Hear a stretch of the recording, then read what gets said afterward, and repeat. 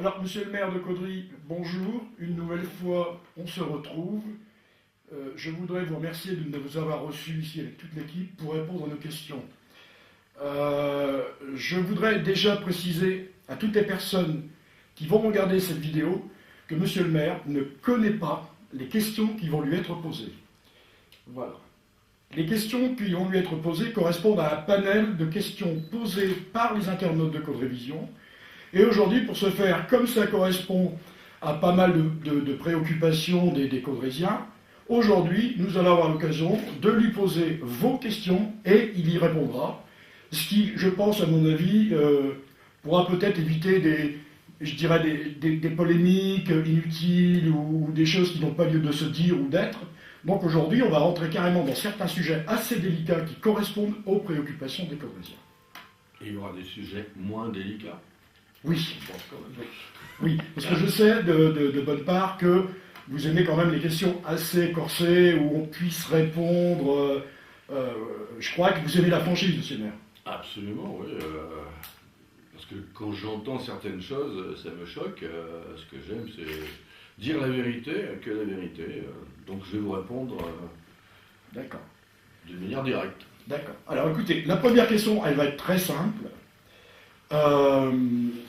Beaucoup de gens nous ont demandé, puisque c'est d'actualité également, si un jour on vous le demandait, est-ce que vous pourriez procéder au mariage homosexuel?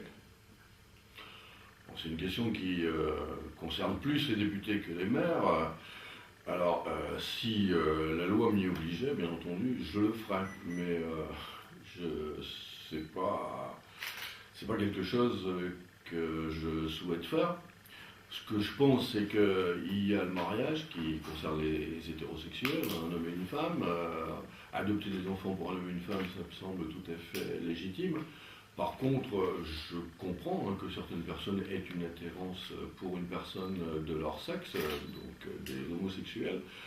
Mais je souhaiterais que si le premier magistrat doit concrétiser leur union, ça ne s'appelle pas mariage, que ça s'appelle union ou trouver un autre terme, c'est-à-dire que le mariage ce serait hétérosexuel et l'union ce serait pour des homosexuels. Et puis en ce qui concerne l'adoption, je ne suis pas vraiment pour, parce que d'une part, il faut savoir que les enfants adoptés sont très peu nombreux en France et qu'il y a beaucoup de couples hétérosexuels qui ne réussissent pas à adopter des enfants.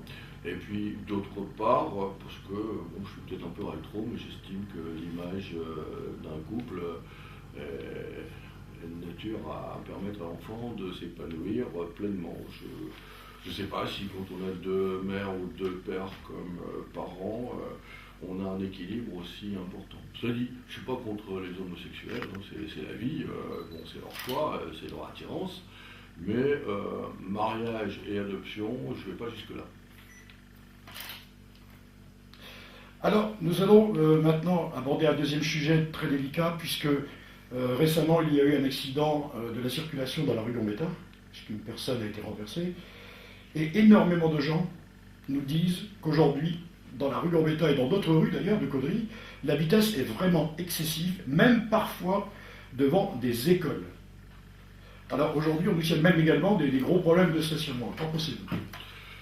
Je vais commencer par les problèmes de stationnement. À ma connaissance, il n'y en a pratiquement plus de problèmes de stationnement, puisque depuis que je suis maire, j'ai créé beaucoup de parkings rue Jacquard, j'ai créé le parking de la Basilique, le parking à côté des ateliers culturels, le parking à côté du funérarium. On a doublé les stationnements rue Saint-Quentin, rue Gambetta quand c'était possible. Donc en ce qui concerne le stationnement, on peut toujours se garer.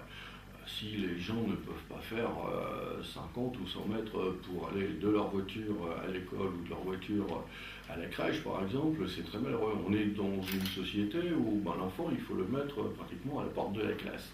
Donc, en ce qui concerne les parkings, je pense que je suis certainement un des maires qui a construit le plus de parkings dans le Cambrésis ou même plus loin. En ce qui concerne la vitesse, c'est bien évident que dès lors qu'on fait des routes plus roulantes, la vitesse a tendance à augmenter. Enfin, il faut tout relativiser parce que j'ai une police municipale qui a un appareil pour tester la vitesse et quand on fait des contrôles de vitesse, en général, c'est absolument négatif. Donc, On a l'impression en ville, quand on roule à 50 à l'heure, que c'est une vitesse excessive. Cela dit, la zone du centre-ville est une zone 30, c'est peut-être pas suffisamment indiqué. Par exemple, la place, c'est une zone 30, là, au Salon Gros, c'est une zone 30. Je vais faire en sorte que ça se voit mieux, mais quand ça se voit mieux, ça se remarque beaucoup plus. Et on a une place qui est très agréable, surtout avec les illuminations de Noël. Bon, si on met un gros interdiction de 30 à l'heure sur la chaussée, bon, c'est pas très esthétique. Cela dit, je répète, je ne pense pas que beaucoup de personnes roulent à plus de 50 à l'heure. Et curieusement, quand on fait des réunions de quartier, c'est la question qui revient le plus souvent. Oui, pourquoi les gens roulent-ils si vite? Et je me suis amusé à faire des contrôles juste après, et c'était ceux qui disaient ça qui ont été verbalisés les premiers. Ça me fait beaucoup plaisir. Alors ici, nous allons aborder un problème vraiment, le premier, très délicat. Ce sont, attention, les informations que l'on nous a fournies, que on a récoltées. On va vous les poser, on va vous donner les chiffres. Alors ensuite, je vous laisserai la parole. Alors ici, des gens commencent à dire à Caudry que les impôts locaux ont considérablement augmenté cette année. Certains nous signalent des hausses d'impôts locaux de 10%. Ensuite, même une personne nous a dit que son papa avait vu ses impôts locaux augmenter de 300 €, rien que sur cette année 2012. Nous faisons simplement l'écho de ces informations. Et ensuite, alors, un internaute, lui, nous a donné des chiffres. Alors, les chiffres, voici ce que ça donne. Nous avons sur l'année 2012 une évolution des charges de fonctionnement de cette ville qu'il considère, lui, comme n'ayant jamais été aussi élevée, avec un chiffre de 20 millions d'euros annoncé.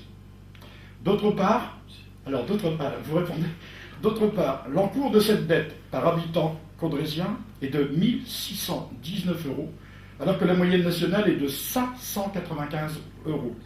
Donc Caudry, à se dire, serait 3 fois plus élevé que la moyenne nationale.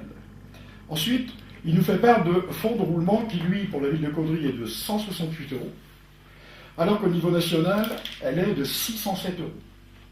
Donc aujourd'hui, si on se réfère à ces chiffres, l'encours de la dette pour la ville de Caudry par habitant serait de 1619 €, la ville de Cambrai 1200 € et la ville de Lecateau 822 €. Est-ce que vous pouvez nous donner votre avis?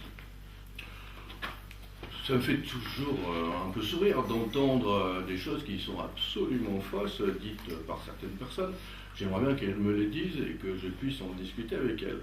Alors en ce qui concerne les taux d'imposition, la ville de Caudry n'a pas augmenté ses taux d'imposition déjà depuis 8 ans. Et les taux d'imposition de la ville de Caudry, mais je l'ai écrit dans Dialogue, j'invite tous les Caudrysiens à aller dans Dialogue, j'ai fait 2 pages, c'est moi qui les ai rédigées, sur les taux d'imposition et l'endettement. Les taux d'imposition sont les plus faibles des villes de plus de 10 000 habitants du département du Nord. On est à 19,37 en taxe d'habitation, on est à 19,51 en taxe foncière propriété bâtie, et quand on me cite les communes que vous avez dit tout à l'heure, que ce soit le Cateau, même des communes voisines, comme Beauvois qui est à 28% en taxe foncière propriété bâtie, le Cateau est à 24% en taxe foncière propriété bâtie, et à Cambrai on est un peu plus élevé en taxe d'habitation et moins élevé en taxe foncière propriété bâtie, on est à peu près équivalent. Donc j'affirme que les taux d'imposition caudrésiens sont les plus faibles des communes de plus de 10 000 habitants. Et j'invite la personne à aller voir à Vieux-Condé, à Maubeuge, où on a des taux de taxe foncière propriété bâtie pratiquement double de Caudry, 19,51 à Caudry, et là on est à 35-38%. J'invite aussi cette personne, puisqu'elle parle de l'endettement, à aller voir l'endettement des communes de Maubeuge, d'Aulnoy, qui sont des communes qu'on connaît bien, qui sont pratiquement le double de celles de Caudry. Alors quand vous dites on est plus élevé que la moyenne, c'est vrai, Caudry c'est 1600 €, mais la moyenne nationale ça doit être 900 €, c'est-à-dire qu'on est un peu moins que le double. Je précise quand même que même avec un gouvernement qui était avant de droite, qui est maintenant de gauche, le gouvernement est 10 fois plus endetté, même 12 fois plus endetté que le caudrésien n'est endetté. Donc quand l'État nous donnera fera des choses plus conformes à ce qu'on souhaite en tant qu'électeur, ben, j'en serais fort heureux. Donc l'endettement, pourquoi on joue sur l'endettement? On a actuellement des taux d'emprunt qui sont au niveau de l'ANRU à 2,85%. Alors, si je mettais mes impôts locaux au niveau, par exemple, d'Aulnoy ou de Maubeuge, je peux vous dire que je n'ai pas à m'endetter et que j'aurais un bonus important. Moi, j'ai préféré avoir, pour les Caudresiens, des taux d'imposition faibles, parce qu'à Caudry, il y a des revenus qui sont faibles, il faut le souligner, avoir des taux d'imposition faibles et un endettement un peu plus élevé que la moyenne. C'est facile, hein, je répète, si j'augmente les taux d'imposition, je diminue l'endettement, c'est le choix à faire. Je précise quand même que les taux d'imposition n'ayant pas augmenté, un endettement qui diminue, je le diminue régulièrement depuis plus de 15 ans, ça je l'ai montré aussi dans la courbe qui paraît dans le dialogue, à faire toutes les choses qu'on fait, il y en a beaucoup qui pensent que c'est pas possible. J'ai réussi à le faire, c'est-à-dire que j'augmente les impôts, je diminue l'endettement, et quand on voit une commune se développer autant que la nôtre, c'est une source de richesse. Vous avez des communes qui régressent. On a augmenté en population, on a augmenté de 700 habitants en population, alors que les autres communes importantes de l'arrondissement diminuaient en population. C'est une bonne chose pour nous. Et il ne se passe pas une semaine sans que j'ai un promoteur qui vienne voir ici parce que les taux d'imposition sont faibles. Et à ce sujet, il y a une personne, je peux vous donner ses coordonnées, c'est Madame Mariage, qui est un promoteur qui va construire des maisons individuelles, et elle a réussi à faire en sorte que les investisseurs ce soient des huissiers de la région lilloise, rue Mélayers, et pourquoi ont-ils choisi Caudry? Parce qu'on peut se dire, dans la région lilloise, il y a certainement des affaires plus intéressantes à faire. Eh bien non, parce que les taux d'imposition étaient plus faibles à Caudry. C'est le taux d'imposition qui a joué. Alors, pour les personnes qui ont augmenté de 300 €, je souhaiterais voir leur feuille, parce qu'il y a des personnes aussi qui ont des maisons, qui ne déclarent pas avoir aménagé les combles, et puis quand les impôts leur tombent dessus, forcément ça fait mal, parce qu'il y en a beaucoup qui, malheureusement, n'ont un sens civique développé que pour les autres et pas pour eux. Donc, je conteste tout ça. En ce qui concerne le fonctionnement qui est fortement augmenté, c'est totalement fou. Il a augmenté de 2,5%. On est à 23 millions de fonctionnement, 16 millions d'investissement. Ça fait effectivement un budget excessivement important. Mais, je répète, sans augmentation d'impôts, on diminue l'endettement.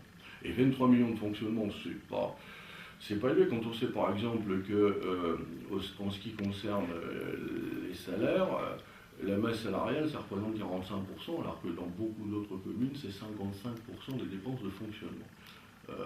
Donc je peux vous dire que, alors qu'on fait beaucoup de choses en régie, beaucoup de travaux ont été faits en régie. Je peux vous dire que les dépenses, elles sont bien maîtrisées, et puis on aide aussi les associations. Il y a 880 000 € de subventions aux associations, loi de 1901, pour aider au développement, pour aider aux relations sociales, pour aider les jeunes à pouvoir faire du sport, à pratiquer le sport dans la ville. Mais là, c'est un sujet qui me passionne, vous l'avez remarqué, et je souhaiterais avoir la personne en face de moi et faire un face-à-face, ça me plairait beaucoup. Alors, justement, à ce sujet, je vous fais remarquer que nous avons constaté, moi personnellement, que le dernier dialogue, justement, il y avait eu 4 pages consacrées au budget. Que j'ai rédigé, effectivement. C'est un sujet qui me passionne. Ma vie professionnelle, c'était ça, donc j'attends, je répète, avec un grand plaisir, quelqu'un qui voudra me prouver le contraire. Merci. Alors, une 4e question. Il est question de supprimer les enlèvements d'encombrants à Caudry. Vrai ou faux? Oui, c'est peut-être en relation avec les impôts. C'est vrai que sur la feuille d'impôt, la communauté a instauré une taxe foncière, propriété bâtie, de 5,4. De sorte que, bien sûr, si une personne regarde en bas, elle se dit je paye plus en taxe foncière qu'avant, parce que la taxe d'enlèvement des ordures ménagères, c'est sur la taxe foncière. Par contre, la taxe d'habitation a été ramenée de 11,5 à 8%, c'est-à-dire qu'elle a été diminuée. Et beaucoup de personnes ont vu leur cotisation globale diminuer. Mais là, ce n'est pas la ville de Caudry. Là, c'est la communauté qui a instauré cette taxe. Je suis dans la communauté, c'était voté à l'unanimité. Même l'opposition caudrésienne a voté pour. Donc, c'est pour vous dire que c'était certainement justifié. Je répète, même l'opposition caudrésienne a voté pour. Et la taxe d'enlèvement des ordures ménagères, elle est élevée, on le reconnaît, il faut...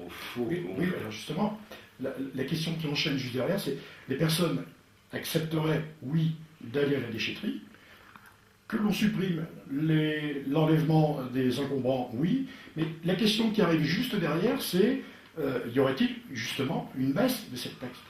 Je pense que si on supprimait les encombrants, il y aurait effectivement une baisse, mais bon, elle ne serait pas considérable. Et puis c'est quand même un service qui plaît à la population. Cela dit, je suis toujours peiné de voir nos trottoirs encombrés de détritus. Les personnes viennent les regarder à l'intérieur et puis éparpillent. Donc c'est vrai qu'on peut se poser la question comment faire. Il est question qu'il y ait un service encombrant à la demande, c'est-à-dire que les personnes, une fois par an ou 2 fois par an, elles demanderaient à ce qu'un service vienne les débarrasser des encombrants. Vous savez, les gens sont tellement habitués à avoir un confort au niveau des ordures, c'est un confort qu'il faut payer. Ça ne représente pas une somme excessive. Comptez chaque mois ce que ça peut représenter. Il y a les camions, il faut ramasser, il faut aller porter au four qui les détruit. Tout ça, ça a un coût. On va pas faire comme au Moyen-Âge et mettre les ordures au milieu de la chaussée pour que les rats... Oui, justement, au quartier Repassant, c'était le cas. Parfois des encombrants qui restaient, on va dire, allez, carrément presque 15 jours. Ouais. Et tout le monde venait se servir, venait fouiller. Et c'est vrai que ça laissait un paysage assez déplorable. Maintenant, j'ai une police municipale et je lui demande d'intervenir quand elle se rend compte que les encombrants sont restés trop longtemps à la même place. Ça arrive qu'on demande aux personnes de rentrer à nouveau ce qu'elles ont mis sur le trottoir, ou alors on verbalise, c'est arrivé qu'on verbalise. On ne peut pas faire n'importe quoi. Et puis il y a aussi des gens de l'extérieur qui viennent. Vous avez des personnes de l'extérieur qui viennent poser sur le trottoir la nuit. Bon, c'est du civisme.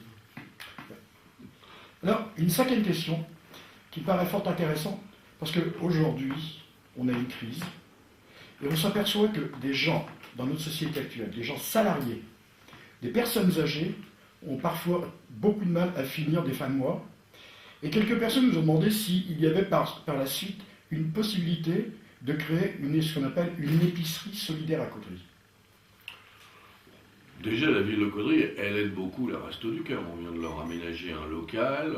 Les Restos du Cœur, maintenant, sont installés dans des conditions meilleures, pas idéales, mais meilleures. La Croix-Rouge, qui distribue les colis, c'est quand même la ville, on ne le souligne pas assez, qui va chercher les denrées à Valenciennes ou à Lille et qui les ramène. Vous savez, si je faisais le bilan de ce qu'on peut donner pour ça, ça représente des sommes importantes qui pèsent sur les dépenses de fonctionnement pour votre auditeur précédent. Donc, je pense qu'on fait beaucoup. Alors, l'épicerie solidaire, on emmène des gens à Cambrai. On subventionne l'épicerie solidaire de Cambrai et au niveau du CCS, on emmène quelques personnes à Cambrai. Maintenant, en faire une, on y réfléchit, mais nos petits commerçants du centre-ville, ils souffrent aussi. Par exemple, on vient de faire, on en parlera peut-être, des bons de Noël pour les personnes de plus de 65 ans. J'ai des retours très positifs de la part des commerçants qui disent c'est bien ce que vous avez fait parce que les gens viennent acheter chez nous et puis ils apprennent aussi à nous connaître. Je n'ai eu que des remarques positives à ce sujet. Donc, faire une épicerie solidaire, ça veut dire qu'on crée un local et puis on distribue des denrées à prix réduit.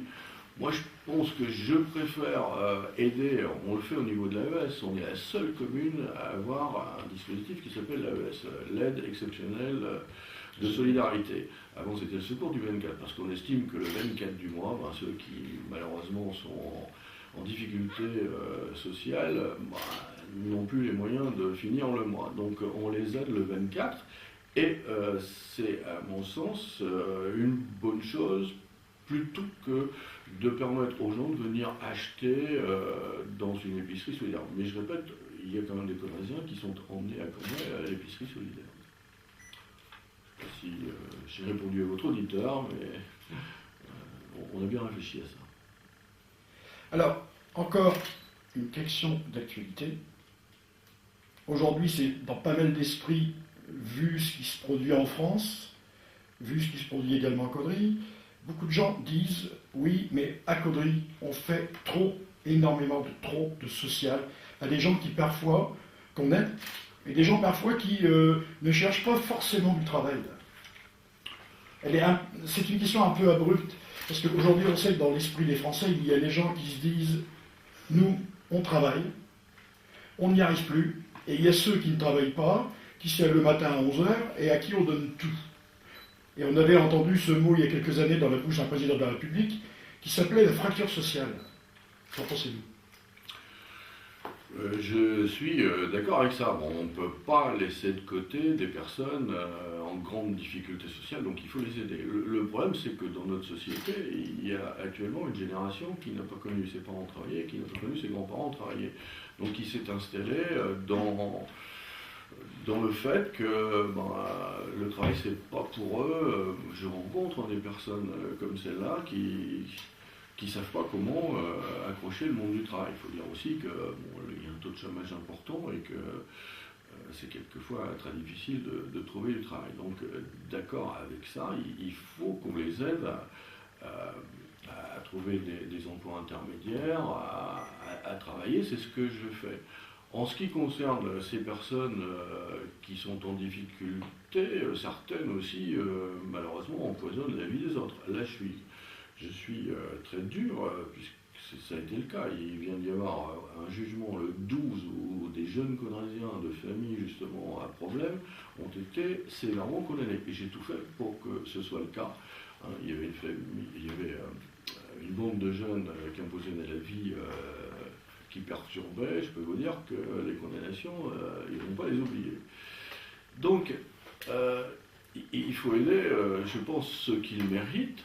Et je suis d'accord avec vous de dire qu'il y a une partie de la population qui a un revenu un peu plus élevé que le SMIC, qui souffre terriblement. C'est pour ça que la première chose qu'on a faite ici, c'est de donner des bons de Noël à tous ceux de plus de 65 ans sans tenir compte du revenu. Parce qu'avant, la personne qui était juste en dessous de la limite d'imposition, elle avait un bon, et puis celle qui était juste au-dessus, elle n'avait plus. Et on sait que maintenant, il y a beaucoup de personnes qui vivent en compagnonnage, donc si l'un n'est pas imposable et l'autre pas imposable, les deux ensemble, ça faisait peut-être imposable. Et bon, c'est ce que j'ai dit tout à l'heure, qui plaît aux commerçants, et puis j'ai beaucoup de remontées aussi de la part de la population, parce qu'il y a une population, comme vous dites, qui a des difficultés pour finir ses fins de mois, qui est imposable et qui mérite aussi qu'on s'intéresse à elle. Donc je ne pense pas qu'on puisse du jour au lendemain dire bon, on n'aide plus et puis on aide plus les autres. Il faut que la politique de cohésion sociale, on a un service de cohésion sociale où on fait en sorte que toutes ces personnes trouvent satisfaction dans nos actions. Vous savez, quand j'ai fait des cinémas municipaux, c'est social. Hein. On s'est moqué de moi au départ en disant il n'y aura jamais personne, mais je vois une partie de la population qui n'aurait pas pu aller à Valenciennes ou à Cambrai au cinéma, qui fréquente ces cinémas. Le théâtre, cet après-midi, hein, puisque je ne sais pas si vous avez dit quel jour on était, mais cet après-midi, il y a un concert avec les chorales de Cateau et de Caudry, c'est plein. Et puis il y a quelquefois des troupes de quartier qui se produisent. La cohésion sociale, c'est ça, c'est permettre aussi aux jeunes d'accéder au sport. On a 4500 licenciés sportifs. Hein. Je répète à l'auditeur de tout à l'heure, on en donne 880 000 € par an aux associations. C'est pour les aider justement à maintenir cette cohésion sociale, à faire en sorte qu'on ait de l'argent ou qu'on n'en ait pas, on puisse accéder au sport, à la culture, au cinéma. Alors, ici, la 7e question, elle sera toute simple. Encore une polémique oui, une polémique non, le stade nautique. Est-ce que c'est vrai que ce stade nautique, ce sera un stade nautique aux dimensions olympiques? Déjà le stade nautique. Alors, faisons l'historique. J'étais président du bassin de vie, fonction bénévole, je te répète quand même, parce que ça posera peut-être la question. J'étais président du bassin de vie et j'ai décidé, les maires des communes environnantes, le bassin de vie, c'était pas une communauté, c'était pas le pays, c'était 45 000 habitants autour de Caudry. J'ai décidé, les maires, à adhérer à un projet de piscine qui serait sur Caudry.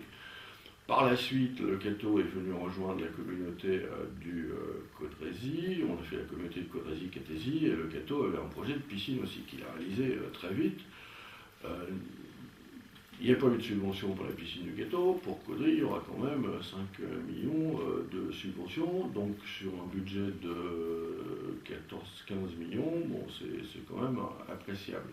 Ce ne sera pas une piscine olympique, ce sera une piscine avec un toboggan, ce sera des bassins de 25 mètres, ce sera un bassin en inox. Mais la piscine, elle n'est pas municipale, elle est intercommunale. Et le président du syndicat qui est en train de travailler sur le dossier, c'est M. Barwick, c'est la SNI, le syndicat nautique intercommunal. Alors elle devrait commencer sous peu, elle devrait commencer début janvier, puis se terminer début 2014. Début 2014, dans de bonnes conditions, ça veut dire que mes piscines, elles devront tenir jusque-là.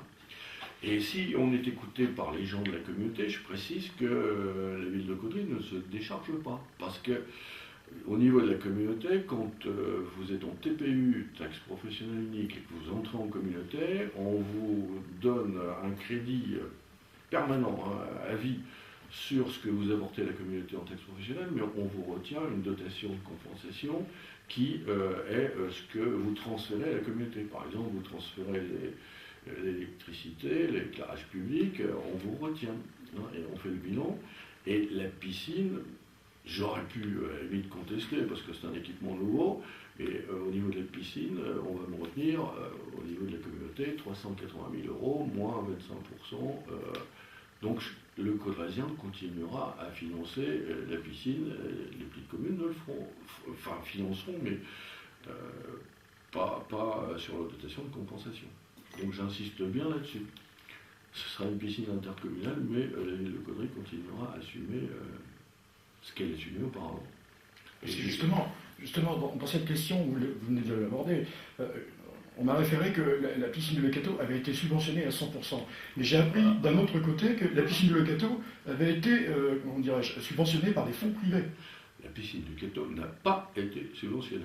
Pas été subventionnée, celle de Caudry subventionnée 4,5 millions, 5 millions d'euros. Ce qui signifie donc que ça n'a pas d'influence sur le contribuable, en fait. Parce que les gens disent aujourd'hui, est-ce que c'était bien utile de construire 2 piscines, une à Lecateau et une à Caudry? Les gens font le parallèle entre les deux. Au niveau, je dis bien au niveau budget. Mais attention, il y a 65 000 habitants. Il y a le Cambrésis, c'est 116 000 habitants. Le Caudry-Génétisy, c'est 65 000 habitants. On considère qu'il faut une piscine, en général, pour 20 000 habitants. Donc on est encore loin du compte. Moi, je suis peiné quand je sais que, je ne vais pas te citer de nom, mais des présidents de communautés, des élus ne savent pas nager. Actuellement, il y a quand même 1100 décès par noyade par an. Et puis, c'est social. Apprendre à des jeunes à nager, ils sont dans un environnement qui sera un petit peu ludique, puisqu'il y aura un toboggan, c'est une bonne chose. Donc, il n'y en a pas trop. Si on avait fait une piscine olympique surdimensionnée, oui, on pourrait me le reprocher. Là, ce sont des bassins de 25 mètres, il y a 6 bassins de l'autre côté. Vous savez, ça va être plein tout le temps. Et ça concerne toutes les tranches d'âge, c'est intergénérationnel. Il y a des jeunes enfants, les bébés nageurs, ils viennent dans la piscine, et puis les personnes du 3e âge, elles font du pédalo dans la piscine. La piscine, c'est vraiment le lieu où toutes les couches sociales se rencontrent. Vous avez des gens de tous les âges, et puis des gens de toutes conditions sociales. Je crois même d'ailleurs que vous disiez que beaucoup d'élus ne savent pas nager. Ouais. Vous, pour votre part, vous avez rendu un jour service à quelqu'un. D'après les informations. Je ne suis pas là pour parler de ça. Voilà, mais un jour, c'est quand même utile de savoir que vous savez nager et qu'un jour, ça peut être aussi, ça peut rendre service à quelqu'un qui est en train de se noyer. Là, je ne savais pas que vous alliez parler de ça. C'est vrai que. Et je crois que bon, il y a beaucoup de Coréens qui ne le savent pas en fait. Parce que c'est vrai que savoir nager, c'est aussi savoir sauver une vie. Surtout, je ne veux pas être prétentieux, mais on était 12 jeunes, et puis c'est vrai que quelqu'un se noyait. Quand je suis arrivé sur le lieu de la noyade, il y en avait 15, je me suis retourné, les 11 autres n'étaient pas là. Donc c'est vrai qu'apprendre aux gens à nager et puis leur permettre un jour de sauver quelqu'un, c'est une très bonne chose à mes yeux. Alors, une 9e question, elle est toute courte, toute simple. On m'a demandé si vous avez l'intention de créer des emplois jeunes en 2013. Bah oui, hein. On a 70 emplois aidés.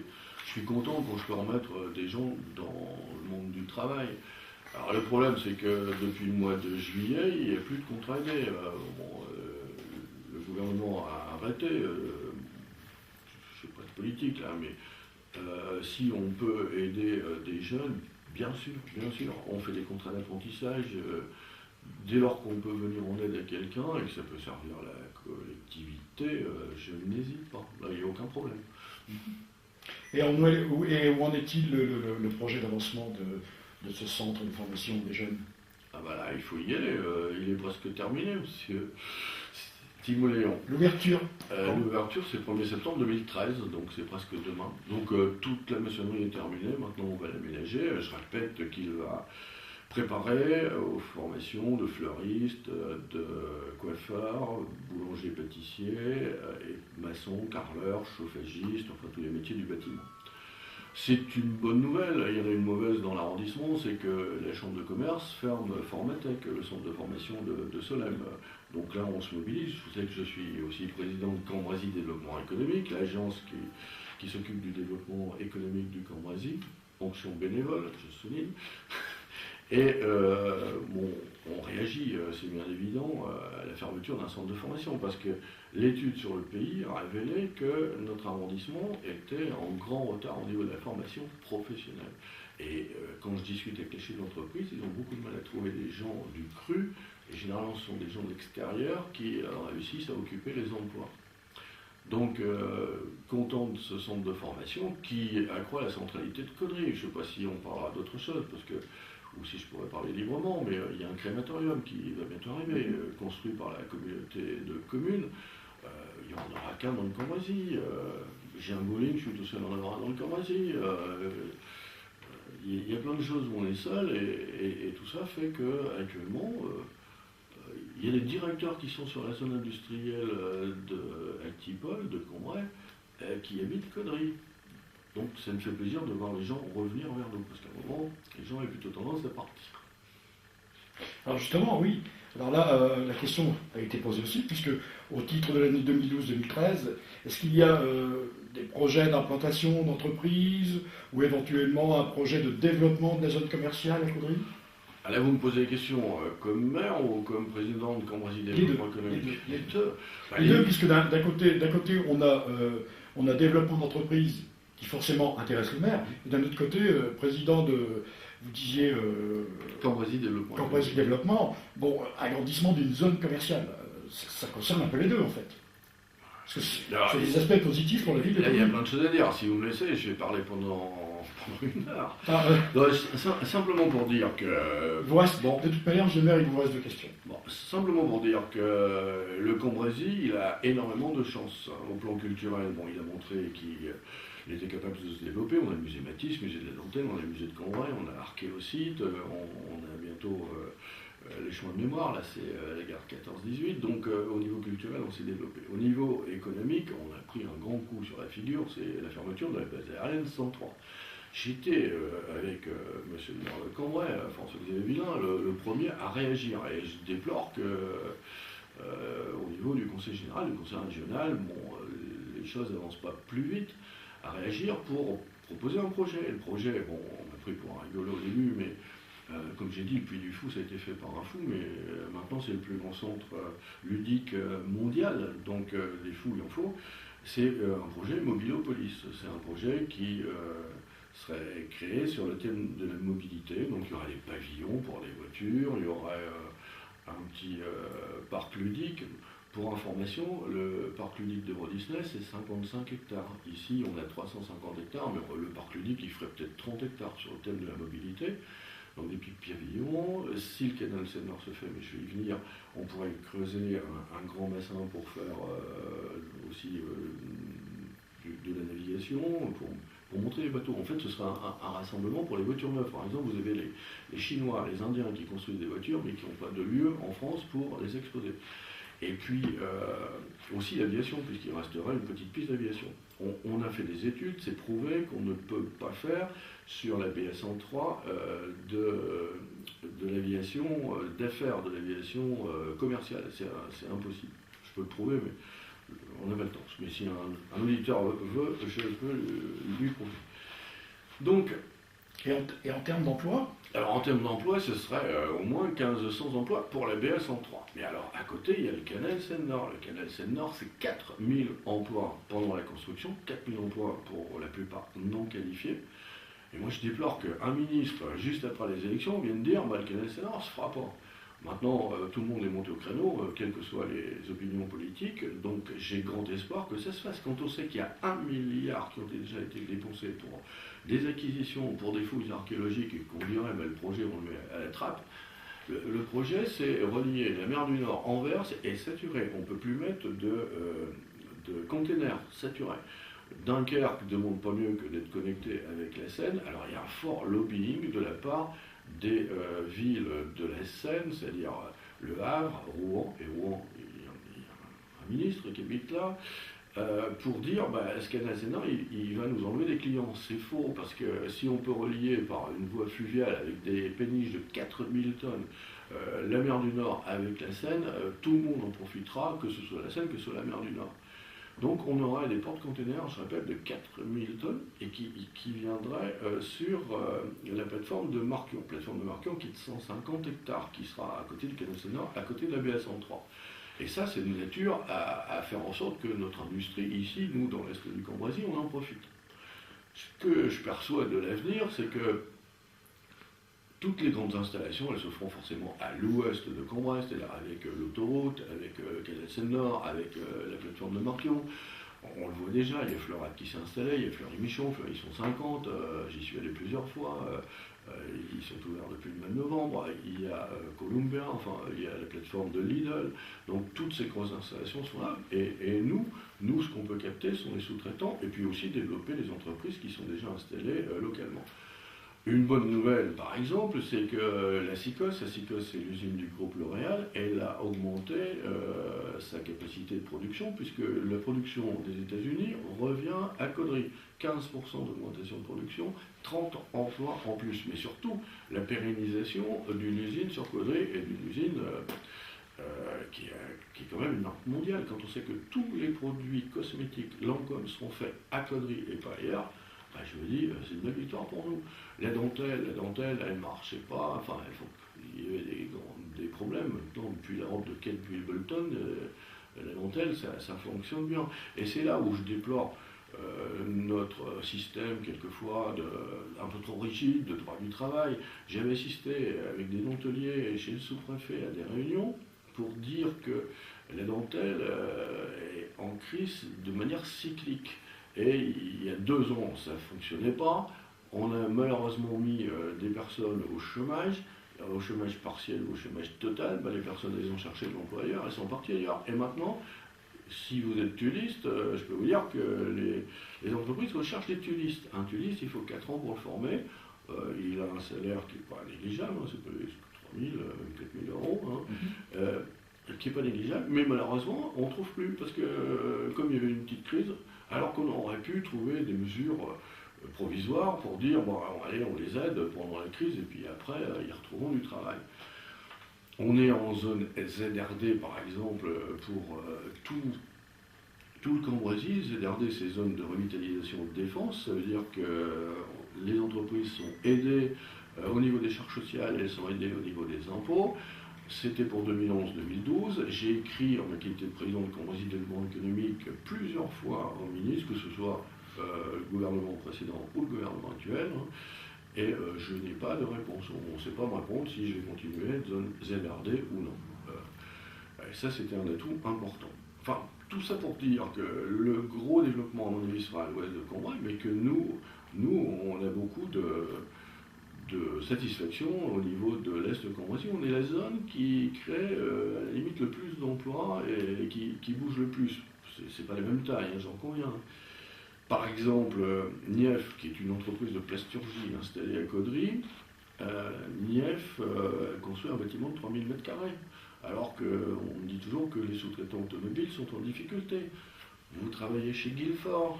Guilford, il devait partir en Angleterre, il est resté ici, puis il se développe bien, alors que pourtant c'est un secteur qui est en crise. Si on prend les sous-traitants automobiles, il y a aussi Gestamp qui est un fabricant espagnol sont des ferrailles rigides qui sont dans la voiture, enfin c'est l'habitacle. L'habitacle. À Gestamp, il était hier dans une réunion de CDE, il se maintient, il se développe sur site. Donc c'est plein de petites satisfactions comme ça qui me font dire que si on a le canal Seine-Nord, si le BS-Centran réussit à y faire ce qu'on veut faire, si la culture elle continue à se développer, on est vraiment un arrondissement qui a le vent en poupe. Donc on peut dire quelque part que vous essayez de lutter pour enrayer ce mot que tout le monde a la bouche aujourd'hui, ce mot crise en fait. Il y a la crise, c'est indéniable, il y a beaucoup de souffrance, les petits commerces souffrent, on n'a pas parlé des zones commerciales, si je peux en parler si vous voulez. Tout le monde souffre, mais bon, tout le monde résiste. Je suis admiratif à l'égard de certains qui pendant quelque temps, ont du mal à boucler leur budget, mais qui savent qu'ils rebondiront après. Moi, je suis toujours admiratif des entrepreneurs, vous savez. On peut dire ce qu'on veut, mais quand il faut jouer tout son patrimoine pour développer une entreprise, il faut le faire. Je ne sais même pas si je saurais le faire. Alors là, une petite question un petit peu bâtarde, qui moi personnellement m'a beaucoup marqué, mais comme on a dit qu'on jouait le jeu de la transparence et de la vérité, je vais vous poser la question d'un internaute qui me dit « Tiens, la ville de Caudry vient de se doter, vient doter la police municipale d'un 4x4, flambant neuf. » Alors la question déjà pourquoi un 4x4 ? Et ce qui choque certaines personnes, c'est qu'à l'heure où un ministre préconise de consommer français, ce 4x4 est de marque étrangère. Alors, vous regarderez tout le patrimoine automobile de la ville de Caudry, c'est français. C'est français, il n'y a que des Peugeot, des Citroën, des Renault. Là, on a des concessionnaires. Et comme vous dites, les concessionnaires souffrent. Le concessionnaire, c'est le garage défaussé. Alors, est-ce qu'il faut dire, bon, parce qu'ils vendent, mais on vient chez lui de loin à la ronde, il y a des gens de l'Aisne qui viennent acheter chez lui. Est-ce qu'il faut l'aider? Est-ce qu'il faut dire, parce que vous vendez des voitures étrangères, on ne peut pas? Enfin, personnellement, je roule en Citroën ou j'ai roulé en Renault, j'achète français, encore que maintenant, français, ça peut se discuter. Oui. Oui. Vous savez, quand vous achetez français, il faudrait décortiquer la voiture et puis voir ce qui est de français et ce qui n'est pas de français. Mais je suis d'accord, la question, je me la suis posée, cette question, on se l'est posée, mais c'est un concessionnaire local qui paye ses impôts, il paye des impôts à Caudry. Est-ce que je peux dire, parce que vous vendez du Hyundai, est-ce que la personne qui a posé la question, elle n'achète que français bon. Oui. C'est une question que je me suis posée, effectivement. Et enfin, je vais vous poser une dernière question, parce que finalement... J'ai pas parlé du commerce, je ne sais pas si on en parle. Oui, allez-y, je peux pas. Ouais, je peux ou... Oui. Parce que... Écoutez, là, on avait dit, on avait fixé sur 40-45 minutes, on est pile à 45 minutes. Alors, je vais être critique, c'est des observations que j'ai entendues. Il y a des gens qui m'ont dit, ouais, vous mettez des beaux panneaux, vous avez remarqué qu'au niveau du mobilier urbain, on fait beau, hein, c'est du haut de gamme, sans augmenter les impôts, en diminuant l'endettement. On fait pas dans la deuxième gamme. Alors, en ce qui concerne la question qui m'a été posée, on m'a dit, les totems, ils sont très beaux, mais vous mettez 160 commerces. Et ben, je peux vous dire que la personne qui m'a dit ça, je lui ai prouvé que en fait, c'était pas 160 commerces, c'était plus de 200 commerces. On est stupéfait de savoir qu'à Caudry, il y a plus de 200 commerces. C'est incroyable. Quand Percheron est venu, Percheron c'est le président du conseil régional, quand il est venu poser la première pierre du CFA avec moi, on s'est prendu en voiture tous les deux. Il m'a dit, mais qu'est-ce que ton centre-ville, il est dynamique, alors que les gens de Caudry, ici, il y a toujours des esprits négatifs. Ça, c'est le problème de notre ville, c'est que, alors que les gens de l'extérieur disent, c'est une ville qui est en plein dynamisme, qui se développe, les locaux, ils trouveront toujours quelque chose, malheureusement, de négatif à dire. Heureusement, j'en ai quand même pas mal. Oui. Donc, j'entends des personnes dire que le commerce de centre-ville périclite, alors que quand je discute avec elles, je leur demande où allez-vous faire vos courses. Elles prennent la voiture pour aller à Valenciennes, pour aller à Lille, pour aller à Cambrai. On ne peut pas dire c'est en train de mourir, et puis d'un autre côté, avoir un comportement totalement différent. que les gens soient responsables. Et d'ailleurs, vous remarquez qu'à chaque fois que j'écris dans le dialogue, que je fais un éditorial, je dis faites vos courses en centre-ville ou à Caudry, faites confiance aux commerçants caudrésiens. Bon, moi j'estime que la zone commerciale, c'est aussi pratiquement le centre-ville. Il y a des petits commerces aussi qui sont.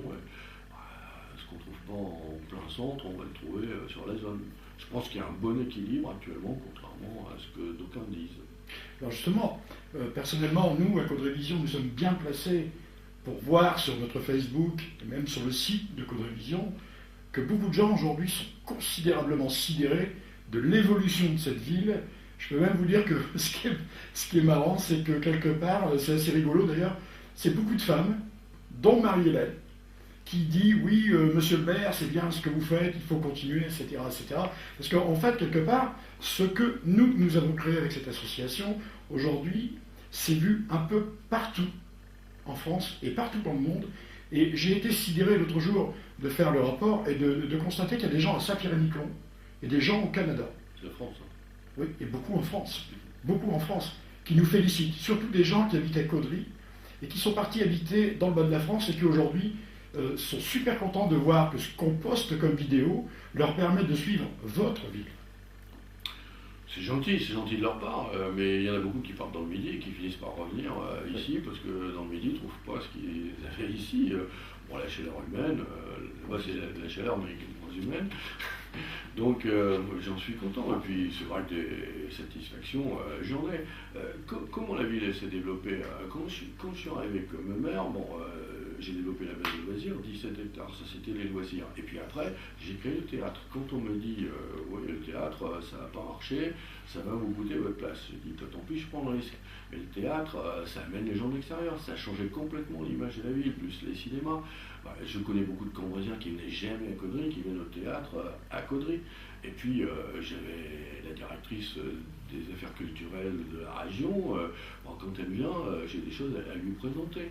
Donc la culture, les loisirs, après il n'y avait pas de lycée, on a créé un lycée HQE, toute la population s'est mobilisée, on s'est battu pour ça. On a créé un palais des sports qui est un des 100 plus beaux bâtiments construits d'après l'ordre des architectes en 2006. Le pôle de la gare, souvenez-vous comment était la gare, il n'y avait même pas de giratoire quand je suis arrivé. Les giratoires ont été construits en 1997. La rue de la gare, c'était une rue en pavé, il y avait un stop, la Sicos prenait quelquefois une demi-heure pour pouvoir dégager. Et il y avait Hugo Boniface qui était en ruine, la bascule qui était en ruine. Maintenant, c'est un des plus beaux coins de Caudry. Mais quand je dis plus beaux coins, il y en a tellement que je pense que ce qu'on a fait aussi, c'est que toute la ville a été concernée par les travaux. L'ANRU, c'est un dossier, on est les seuls de l'arrondissement à l'avoir, 40 millions d'euros, dont 5,8 millions à la charge de la ville. Allez voir Bois-Thierry, pour ceux qui ne savent pas. C'est un parc qui est agréable, il y a des écureuils maintenant, on vous indique les essences d'arbres. On a mis, monsieur le maire, je vous rassure, on a mis récemment des images en ligne du quartier Maupassant et justement du parc Bois-Thierry.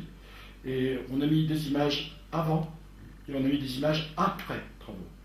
Et là, justement, c'est la preuve, c'est ce que je vous disais tout à l'heure, énormément de gens sont sidérés de voir le changement. Parce que nous, de notre côté, en toute modestie, on est là aussi pour montrer aux gens ce qui était avant Caudry, puisqu'on a des images d'archives, et ce qu'il y a après. Voilà. Non seulement ça a changé visuellement, mais ça a changé aussi la vie des habitants, puisque maintenant il y a une isolation thermique. Dans les logements, il va pratiquement plus falloir chauffer. Hein. Même sans chauffage, vous allez devoir peut-être ouvrir les fenêtres. Il y a des épaisseurs de polystyrène, je ne sais pas quoi pour isoler, qui font 50 cm. L'autre jour, je discutais avec un professionnel qui me dit mais on n'a rien à faire pendant 50 ans avec une isolation thermique comme celle-là. Donc c'est le bien-être aussi des habitants qui est en jeu. Et puis leurs ressources, parce que quand le problème c'est qu'on a fait énormément de construction en 1970 sans se soucier des normes thermiques. Et les gens chauffent beaucoup. Dans le dossier en rue, on a un volet OPA RU, on est les seuls aussi à avoir un volet OPA RU. les seuls qui font aussi ces événementiels au PRU qui concernent les particuliers. Certains particuliers qui veulent améliorer sa maison dans un périmètre donné, qui veut se mettre au tout à l'égout, etc., il peut être aidé. Donc, propriétaire occupant, parce qu'on s'est rendu compte que en fait, c'était les gens en retraite, les propriétaires qui avaient une petite maison qui était mal isolée, qui avaient moins de moyens pour faire les travaux. Et c'était ceux-là qu'il fallait aider. Donc, cette opération en rue a nécessité au moins 250 réunions, parce qu'on n'était pas vraiment dans le cœur de cible en rue, nous c'était un peu dérogatoire. Et à force de se battre, on a réussi à avoir ça. On a fait le foyer Schelzer avec ça, avec 5 millions d'euros de subvention. On a fait l'école Janson avec un ascenseur. On est une des rares villes à avoir un ascenseur pour les enfants handicapés. Une école complètement aux normes, thermiques ou autres. Partout, il y a eu des choses. Bon, les logements qui ont été faits au sud de la gare, le boulevard de contournement qui est amorcé. Et maintenant, on va s'intéresser au cœur de ville, parce que c'est bien beau de faire la périphérie. Je crois que tous ceux qui sont en périphérie maintenant ne peuvent plus rien dire, c'est très bien. Maintenant, il faut qu'on s'intéresse, vous l'avez dit, c'était votre première question, à la rue Gambetta, à côté de la bibliothèque, parce que l'école privée Saint-Michel, qui va s'appeler l'école privée Sainte-Maxélande, va s'installer à côté de la bibliothèque. Donc là, on s'attend à avoir des problèmes de stationnement. Il y aura la crèche, la bibliothèque et l'école privée. Et puis la rue Gambetta, elle mérite un petit relocage. On a commencé à enterrer les câbles électriques, donc on commence à travailler le boulevard Jean Jaurès pour que le cœur de ville soit très agréable. Alors, monsieur le maire, on va terminer cette interview. Moi, je voudrais vous demander, parce que je pense beaucoup à eux, parce que c'est l'avenir, je voudrais vous demander quel message aujourd'hui, en toute simplicité, vous voudriez faire passer auprès des jeunes de cette ville, dans le climat actuel.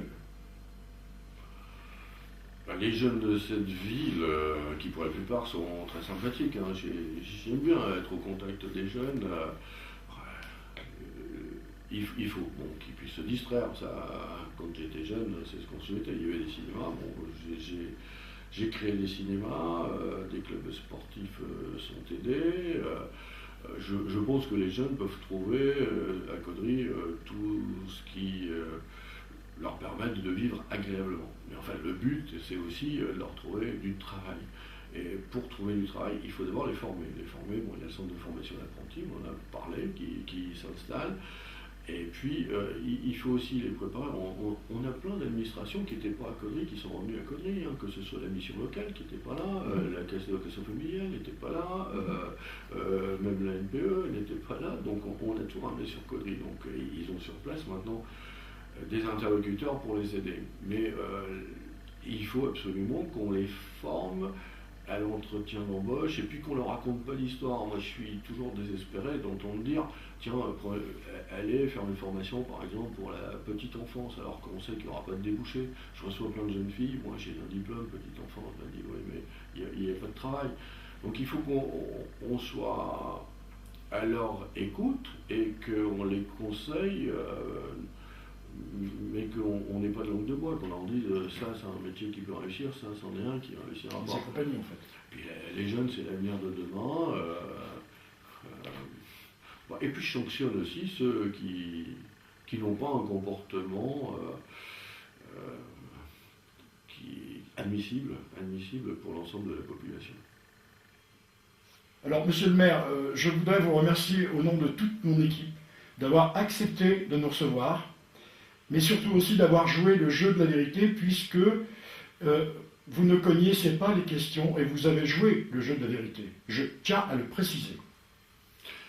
Moi, de mon côté, je remercie l'équipe de Caudry Vision. C'est une équipe qui est très connue dans Caudry, mais je précise qu'elle est absolument indépendante de la mairie, qu'elle est totalement impartiale. D'ailleurs, les questions, vous ne les connaissez absolument pas, comme il vient d'être dit.